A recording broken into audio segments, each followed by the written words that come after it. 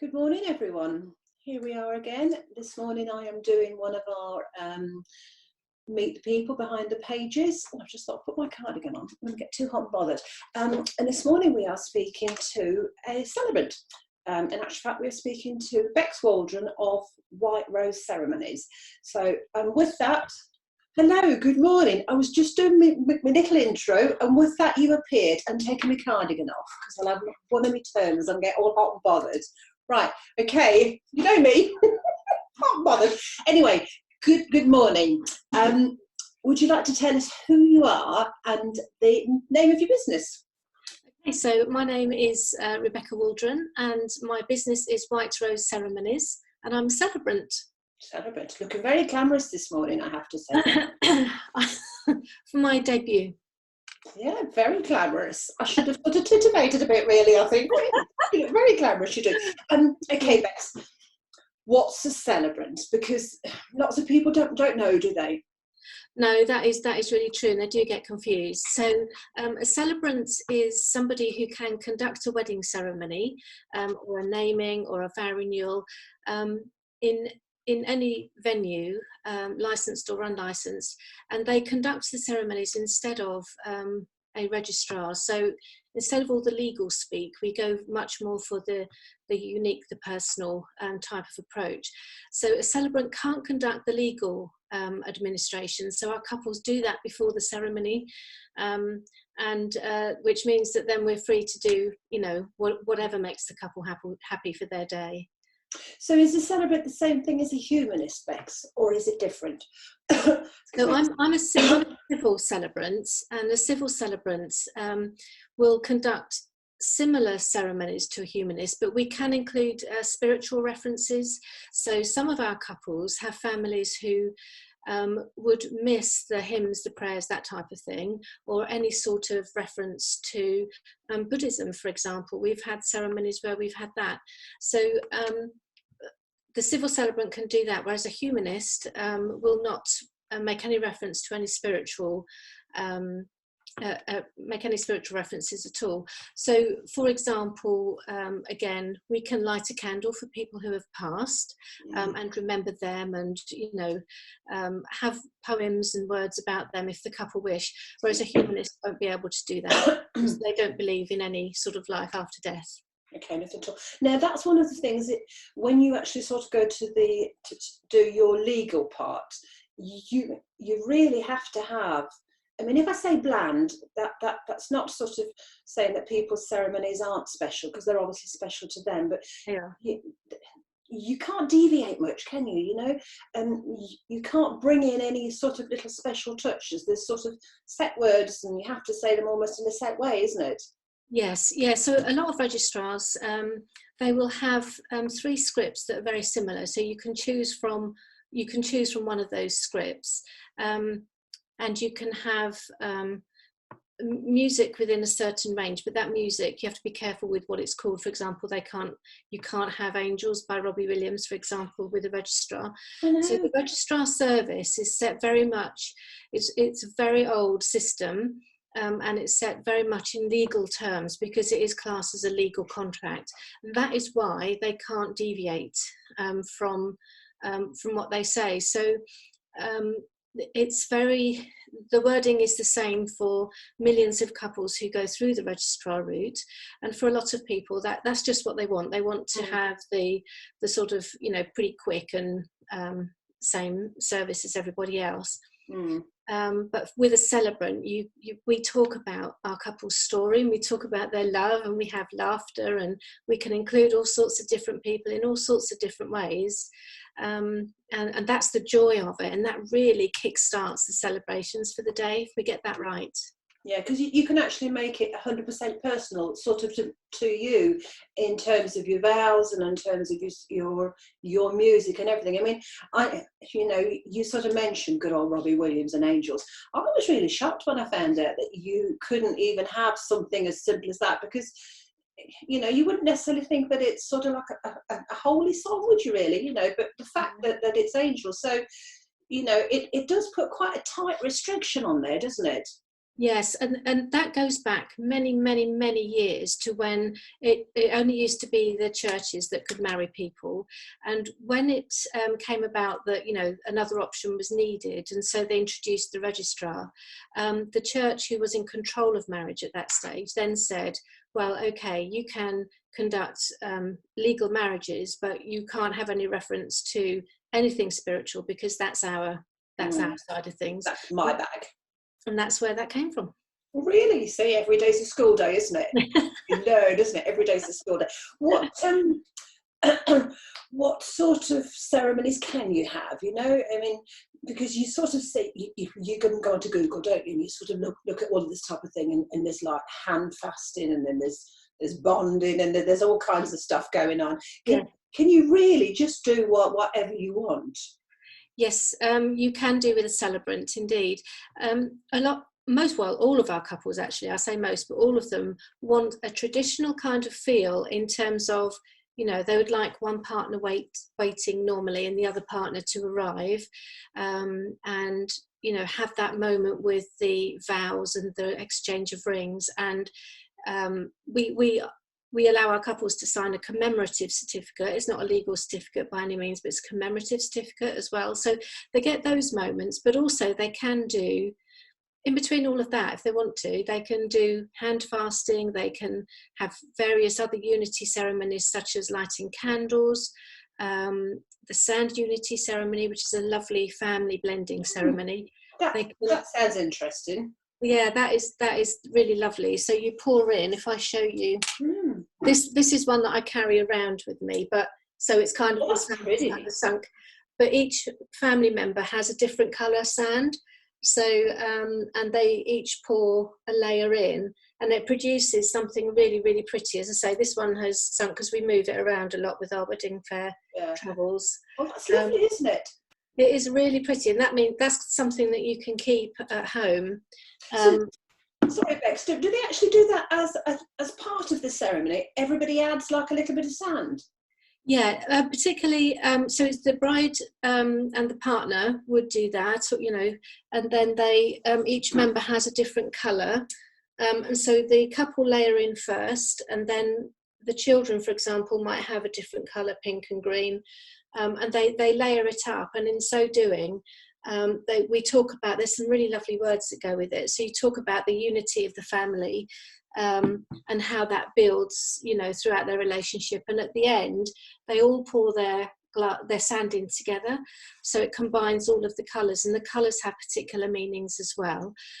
So, for example, green means grounding, pink means love, romance. You know, there are all sorts of different colours that mean different things, and so you can do that either as a couple, just as a couple, or you can have children from each side of their families coming in to do it.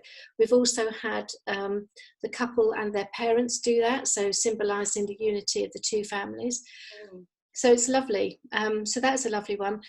You can also, the couple can also paint a picture. Oh. So, which is really lovely. And so what you have is like this big blank canvas. So if you can imagine, behind me would be a blank canvas, and they each have a different colour. It takes a bit of practice beforehand just to make sure you get it right, otherwise you could end up with not spill paint anywhere, I'm sure. No, well, yeah, well, you have to be careful. The bride would normally wear something that covers the complete gown, the wedding gown, and so there has been a lovely one where a couple just literally sort of painted a beautiful circle, and then painted just 2 lines down the centre of the circle, and then they hung that in their home afterwards. That's nice, isn't it? Yes, yeah.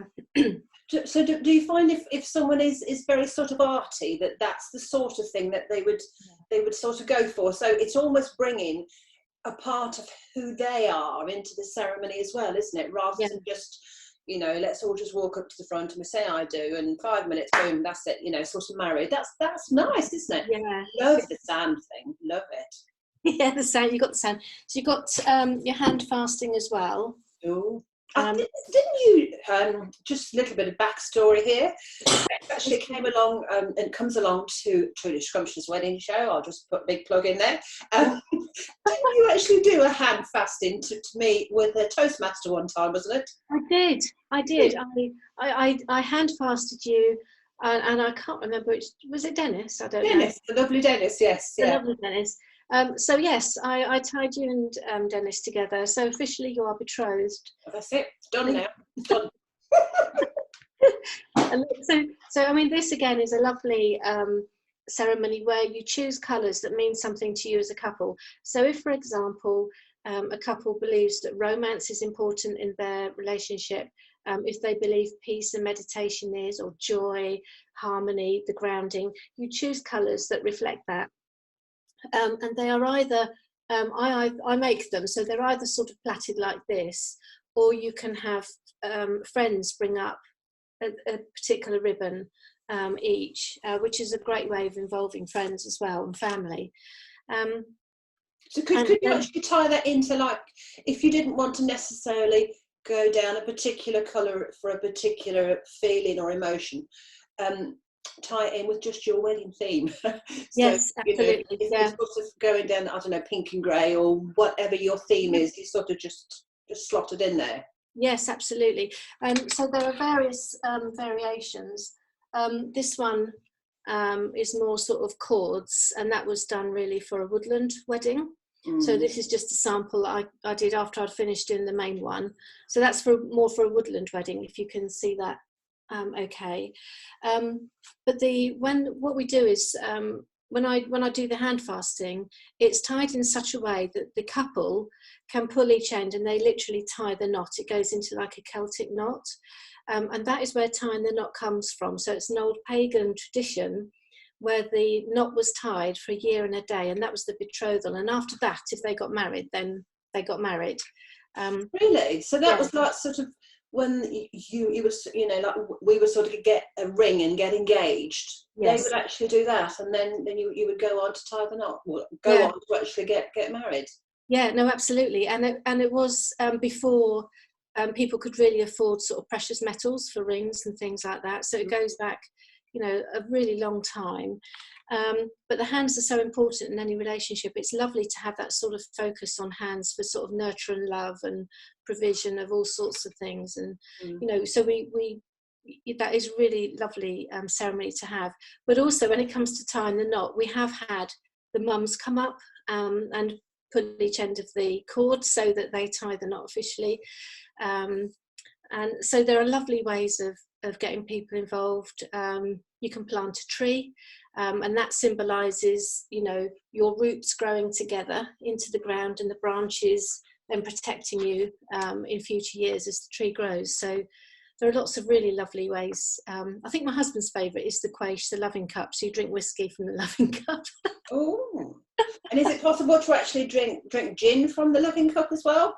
Well, does it have to be whiskey? No, it doesn't have to be whiskey. I mean, that's the tradition. I did a virtual wedding ceremony over the Easter weekend, and they drank Prosecco and from a glass. And so you can adapt things, for the couple to make it much more individually then. And with that sort of thing, I will always research. And I actually found that Prosecco is really quite ancient. It comes from Roman times. I mean, I didn't know. Really? Yeah. I suppose that's it, as different people, because you are almost a blank canvas, and people can put their own sort of spoke on it, can't they?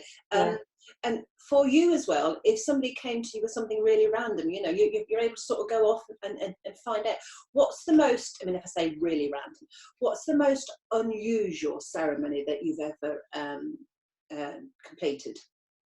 The most unusual, I guess, would be for a couple where the bride had classed herself as a Chaosian pagan.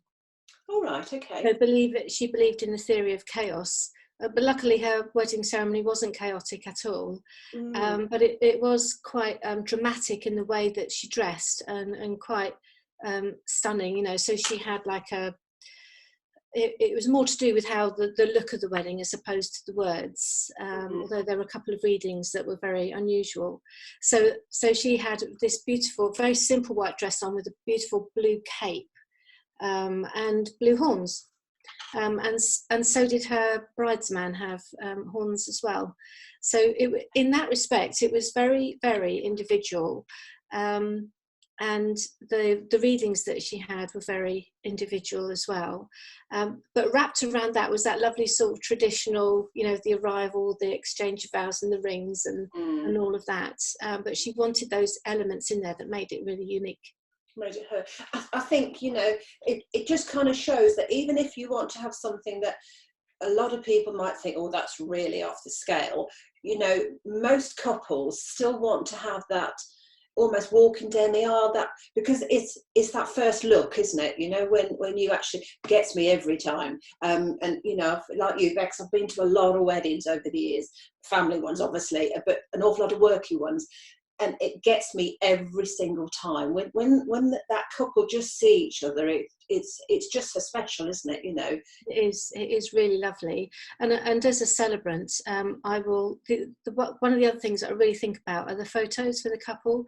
So for the photographer, getting that first look, you know, from, you know, whichever partner is waiting to the partner who is arriving, then that is so special. So I make sure I'm out of the way for that so that they can get in there. So there are some quite technical things that I think about as well for these ceremonies. But the main thing is, with these ceremonies, they are a true reflection of the character and the personalities of the couple involved. And the important thing for me is that we're sharing that sort of love and the laughter and their story, which otherwise in a statutory ceremony, you just can't do that. No, you could actually lose it. I mean, I'm sure lots of couples come to you, Bex, and they have very definite ideas. You know, I want X, Y, and Z, and can it happen like this? And we would do it. But I'm sure there must be a lot of folk that sort of think, oh, no, I don't know, I haven't got a clue. You know, so are you able to sort of guide them and help them through the process? Yes, yeah. In fact, most of our couples say that they love the idea of the flexibility that having a celebrant ceremony gives them, just in terms of where they are, where they can have that as well. But then they go, but we've got no idea what it's going to look like. Although they will say, I want that arrival, I want the exchange of rings, in the majority of cases. So we have a wedding book which we produced. Well, it's nearly 7 years ago now when we started the company, and we update it so with different readings and things. But that book, which people get when they book us, they can look through that. It's set out in a sample structure of a ceremony just to give people some idea, and it gives them lots of ideas for each part of their ceremony. And then we will go and meet them and talk them through kind of what can happen, you know. And if somebody says, well, you know, I want my 18-month-old or my 1-year-old to bring the rings up, then, you know, there are different ways of doing that. Or if we want grandparents involved, how can we do that without them having to get up? So, you know, we have lots of ideas, and now we've got so many years experience under our belt. It's just lovely to be able to go, well, do you know what, this is what happened here, and it works really well, or this is what happened and we could tweak it so that, you know, you can you can have this. And that's what sort of, as you say, all those years of experience actually gives you, because, you know, it's not just sort of textbook, or I've read it somewhere. You've actually done those ceremonies, so you kind of know what works really well. Equally, you sort of know, maybe that's not the best way of sort of doing something. Perhaps we can tweak it a little bit to sort of try and make it what you're actually looking for, but to actually make it so that it's viable as well. Bex, where can people hold the ceremonies? Because I know in some venues, obviously with lots of the legal side, it has to be like a specific room and that type of thing. I mean, can we just do it anyway? Yes, absolutely. So absolutely, and it opens up the realms of possibilities to our couples, which is lovely, because when we're talking to couples about this, you can kind of see the light bulb going on, because we've done ceremonies in formal venues, either licensed or unlicensed, but also we've conducted a wedding ceremony on the beach in Norfolk. We've conducted wedding ceremonies in people's homes, in their back gardens. We've conducted ceremonies in a wood, by the river, in all sorts of places. So really it opens up so many options for couples, and you can, when I talk to people face to face about it, you can kind of see this palpable relief when they go, oh, right, okay, well, we can have it where we want to have it. So but you do need to sort of separate out the legal admin first, and make sure you get that done. Then you can have your wedding ceremony, you know, wherever you want to have it. I have also conducted a wedding ceremony in a supermarket. Yes, you have, haven't you? Yes. On the TV, wasn't it? Was it Morrison's? Was it? It was at Morrison's in Camborne in Cambridgeshire, yeah. There we go. Well, good thinking, Stephanie. Good thinking, yeah. I mean, and that went pretty viral all over the sort of East Anglian region. And where else did we do one recently? Did I read somewhere you were interviewed on Russian television? Yes. What was that all about? Was it a ceremony or just chat to Bex? I just chatted, yeah, the Russian TV. Well, it was, yeah, it's Russian TV, and it's their UK arm, and they wanted to know more about the virtual ceremonies that we're doing at the moment, because people have obviously had to have their weddings cancelled. So me and other celebrants included are just sort of trying to help people, you know, when it comes to their wedding day that was supposed to be, we are sort of holding virtual wedding ceremonies for them, so that instead of sitting inside, you know, quite sadly thinking, well, this should have been my wedding day, then they can at least celebrate with family and friends. So we did one on Easter Saturday, and that was the one that the Russian TV got in touch about. And also we've got one coming up next weekend, which will be for a couple in France, because we work over in France as well. So it's going to be lovely. That was one of my other questions. If you're not doing sort of a ceremony virtually, how far will you actually travel to sort of do it, you know, a ceremony for people? We travel wherever people want us to go, basically. I think that you'll find a lot of celebrants kind of have their sort of patches, and we work in Cambridgeshire, Norfolk and Suffolk, and then we are recommended at a chateau in France, in Brittany. That must be difficult for you, having to sort of go over there. It's awful. It's really awful. I mean, you know, to be honest, having to travel to a chateau and, you know, work in the beautiful grounds. I mean, it's hard work, but taking one for the team there, aren't you? Yeah, definitely. And that's a lovely experience as well. But to be honest, wherever we go, the experience for me is all about, for me and for Dave, is all about the couple, and making sure that they have the ceremony that they want, and one that really kickstarts their celebrations. Because like you, I've been to lots of weddings, and you know, before I started this work, and registrar weddings, you see people going, okay, we've got to that bit, and we've got to that bit, yeah, and then after this we can get a drink. But with a celebrant ceremony, you find that people are really engaged, and they're kind of, oh, what's going on here, you know, wow, this is different, this is great. And also, because I've got an HR and training background, I'm very good at making eye contact with the people right at the back. You think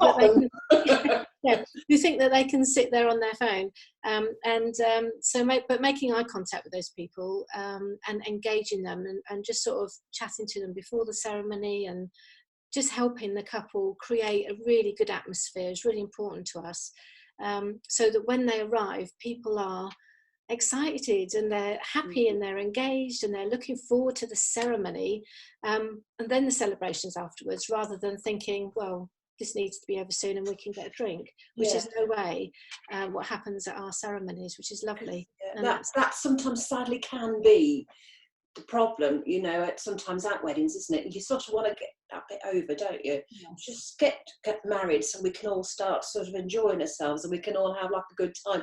But if you're actually making it, so I mean, really, it's the most important part, isn't it? Because that's what they're actually there for. But you know, lots of us can fall into the trap of, oh, for the love of God, is it still going on? You know, and it can all get a bit tedious. And I love the idea of getting people involved. Yes. You know, because like sort of sometimes at weddings, it can be a little bit them and us. Yes, it can.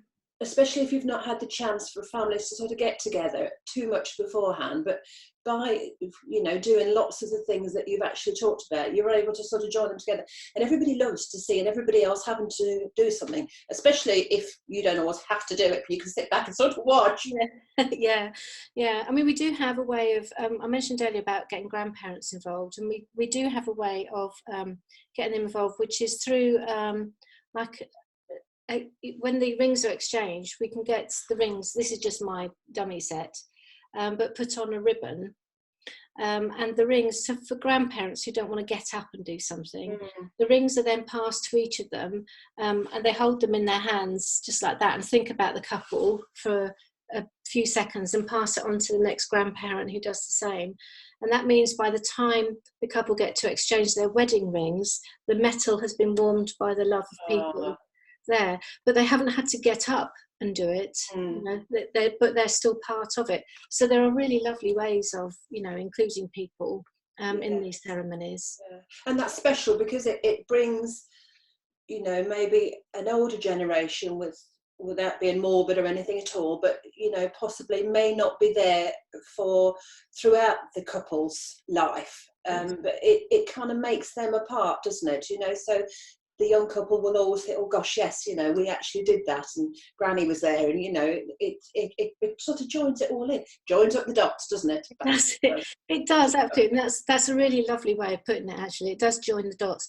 And a lot of people, especially now, I'm finding in these last few weeks, really valuing their family. And it'll be interesting to see how ceremonies kind of move on from where we are now. I think they, you know, they often say out of bad comes good, and I think this is one thing that this dreadful business, this pandemic nonsense, has sort of made people almost sort of look at themselves and look at their family unit, and everything we used to just take for granted before. It really makes you sort of appreciate it now, and you think, yeah, you know, I really like them. I proper like them, actually.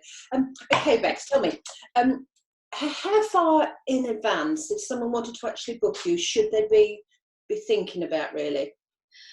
We normally have bookings probably sort of between a year and 2 years ahead. So that's probably where people need to be thinking about. You know, we only do one ceremony a day, so we're not sort of trying to cram 2 or 3 into a day. We wouldn't do that to a couple, because we've always said we will be there for them, you know, if things run late, don't worry, no stress, you know, we're relaxed, therefore you be relaxed, don't worry. So we only book one wedding a day. Okay.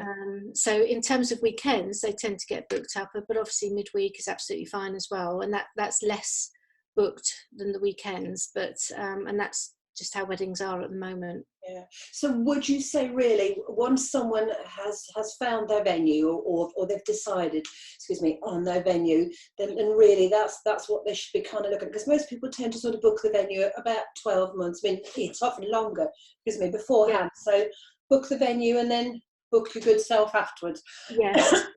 Yeah, no, absolutely. Or it depends, you know, if they're kind of wondering about what venue to have, then they should just get in touch with me, and then, you know, from there we can talk about dates and things like that. And I'm always happy to talk to people on a no obligation basis, although obviously, you know, we'd like them to book, but talking about what I do is no problem at all. Talk about it forever. Because obviously the ceremony links in with the venue, doesn't it? So, you know, depending on the type of theme or the type of wedding, it's like the whole package, isn't it, really? Definitely. So if someone has, say, picked, I don't know, X venue, and they've said that they would like you, what happens then, Bex? I mean, do you actually meet with them beforehand? What's the process? Yes, so we normally meet with them beforehand, because I think it is important to have a good connection with your celebrant. So we meet with them beforehand, and of course nowadays we can use Zoom or, you know, whatever works best for them, or we'll go and see them. And then we talk through what they're looking for, and we talk about what sort of feel they want for their wedding. You know, if, you know, when you arrive and you look at your guests, what do you want to see? So we talk about that, and I work out, you know, what we can do from there. And then they would book us using a, you know, traditional booking form, basically, and then they get once that's done, they get a copy of our wedding book, and we're on the journey. It starts from there. Yep. It's exciting, isn't it? It's, Bex, if you had one tip to sort of give to young couples, what would it be? it would be to really have a think about what they want to see, so to visualize what they want to see at their wedding. So I mentioned it just now, and that really is, do they want to see people who are engaged with their ceremony, or do they want to just sort of look back? I'm sorry, my clock is chiming now. I don't know if you can. That's okay. That's good. Adds to the theme. It all adds to the theme. So to look back and see, as if they're looking at their guests' faces, so look back and go, they're all engaged, they're smiling, they're happy, they're rooting for us, and they're excited about what's to come. That's exciting, isn't it? Okay, well, obviously Bex is going to be involved in the virtual wedding show. Oh, the glasses are grumpy. At the weekend, which is the 8th, 9th and 10th of May. But if you are watching this video, because we should post it out on the social media, and we'll put it on YouTube, and we'll put it across Instagram and lots of different places. So if you're watching it after the 8th, 9th and 10th of May, then I can't say you can chat to Bex at the wedding fair this weekend, because they can all be done and dusted. But what I will be doing is up here, I think it appears. I've been done lots of these, trying to work out where it actually appears. I think it'll actually appear up here. We will put your contact details. So we will put the website, and we'll put your telephone number, and we'll put the email as well. Bex is actually a part of the hub, the virtual wedding hub. So if anyone's looking for it, also you can actually go in, and there's lots of the little topics you can look on the Celebrants, and then she'll actually be in there as well. So she can be found, can't you? We can find you. We know where you are. Okay, right. It was lovely speaking to you as always. Thank you very much, and I will speak to you again. Yeah. Okay then. Thanks very much then. Bye. Bye-bye. Bye.